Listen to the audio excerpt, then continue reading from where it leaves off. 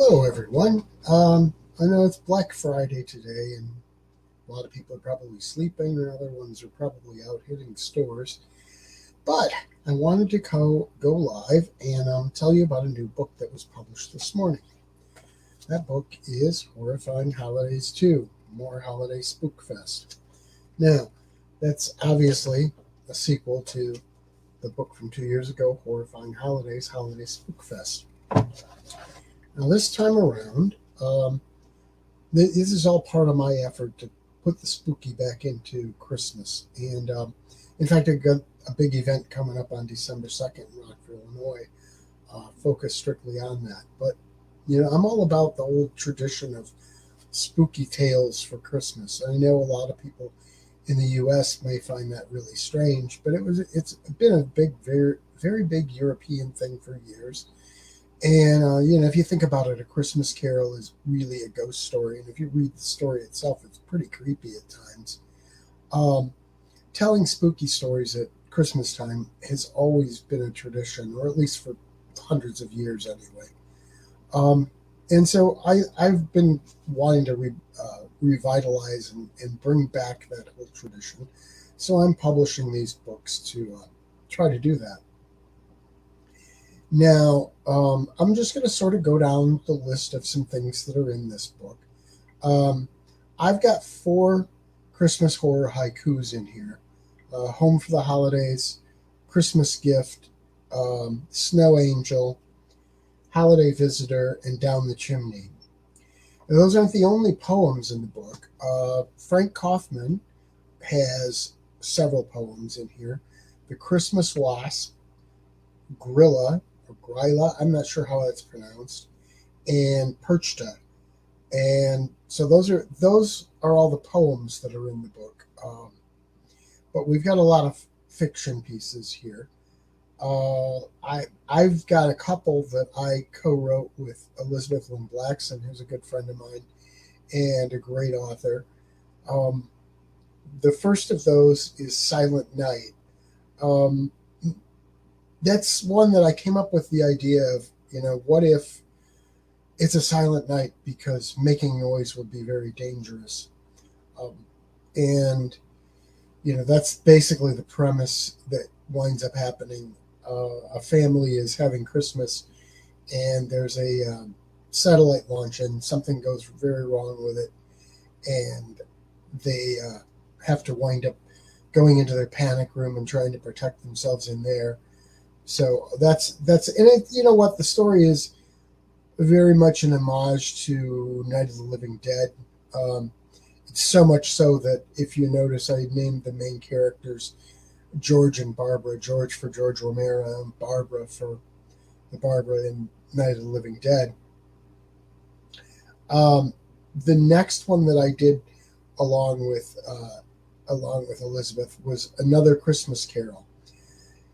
That's sort of my attempt at doing a continuation of the classic A Christmas Carol, which I actually published in Horrifying Holidays. That's one of the things that's in that book.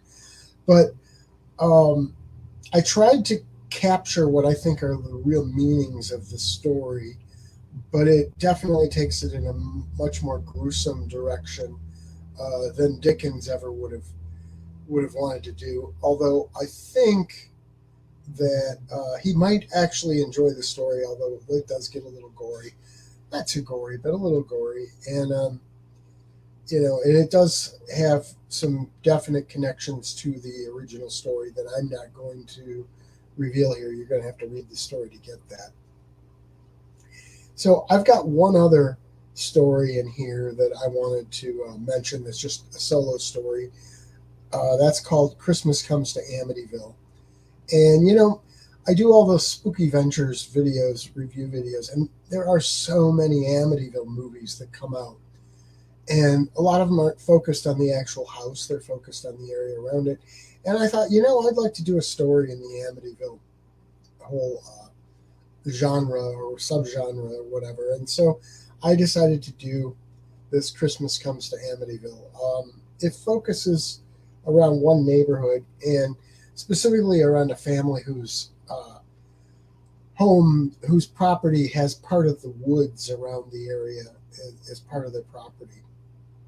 And I think it's a creepy little story, and it definitely is sort of the whole time leading up to Christmas. It ends Christmas morning. Um, so we've got those, and then Stephen Osborne, who is another great writer and a good friend, he provided the story Christmas at Raven's Rest Inn. It's sort of a, I don't want to give too much away, but it's really obvious from the beginning that this inn that they're in is haunted. I mean, that's revealed very quickly. But there are things perhaps not as pleasant as ghosts also there. And it's a story of how those have, one of those has to be dealt with at Christmas time. So I think it's a, Christmas ghost stories are a real, like I said, they're a real tradition, and I think that fits pretty well into that. Um, the next is a story by Patrick J. Murphy III called The Hunt.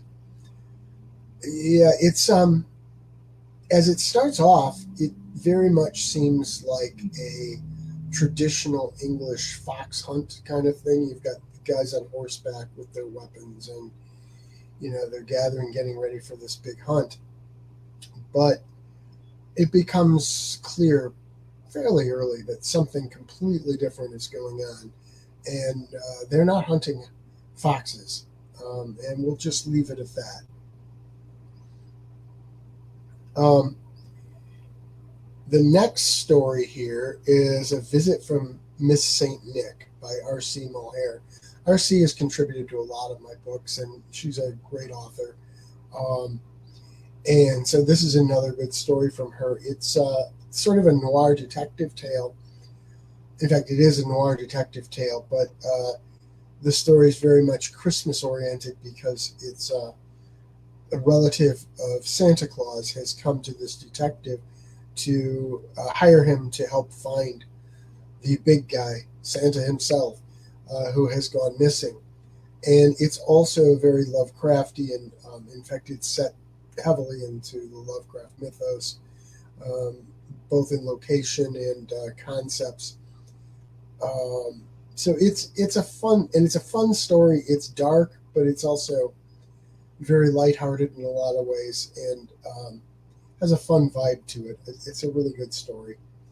Um, Next, we have A Ghost Story for Christmas, which is by another frequent contributor, Del Merritt. Um, and it is very much a classic Christmas ghost story with a twist, almost a Twilight Zone Night Gallery sort of ending to it. And a lot of the story itself actually centers around someone telling a ghost story. So those are all the fiction pieces here. There is a dramatized nonfiction piece from another good friend of mine, Ernie Fuhr, and the the story is called "The Skydiving Santa Tragedy." It's a reprint from. He's had it published in a couple of other places over the years, but it got freshened up a little bit this time. But it's a real life story that happened in my hometown of Rockville, Illinois, in the 1960s. In fact, I was a little too young to have appreciated it, but I was around then. And it's about an event that happened at a shopping center there, Northtown Mall, where Santa Claus was going to be parachuting in to visit children, and something goes horribly wrong. And like I say, it's a real story, but Ernie has introduced characters that are completely fictional to sort of tell the story in a unique way. And I think it's a very compelling tale, and it's historically interesting too. So that rounds out the whole book, Horrifying Holidays 2. Now you can get this published this morning at lulu.com/spotlight/strange sound.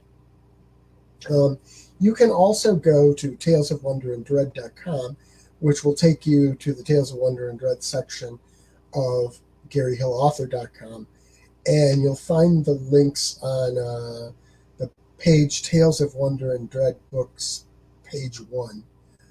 But something interesting that I got an email last night. This would be helpful for folks. Lulu is actually offering a really, really good coupon code right now. It says through until November 28th. I think I posted that it was through. It says until the 28th. Although the 28th is Cyber Monday, so I'm guessing maybe it means through, but I wouldn't count on that. You can get 30% off on all print books and calendars if you use the code TWINKLE30. Now, they show it all caps, TWINKLE, and then the number 30. But I don't know if you need it all caps, but you might as well use it that way. TWINKLE30. And that'll get you 30% off your order, which is pretty darn good. I don't remember ever seeing them do a 30% off coupon code before, so take advantage of that. I will have copies of both of these books at the event in Rockford next Saturday, a week from tomorrow. But in the meantime, you can get them ordered there. And I'll have a limited number of copies of these. I've got quite a few, but they could go. So, if you really want one, maybe the thing to do is to order it today, or at least this weekend when you can still get the good deal.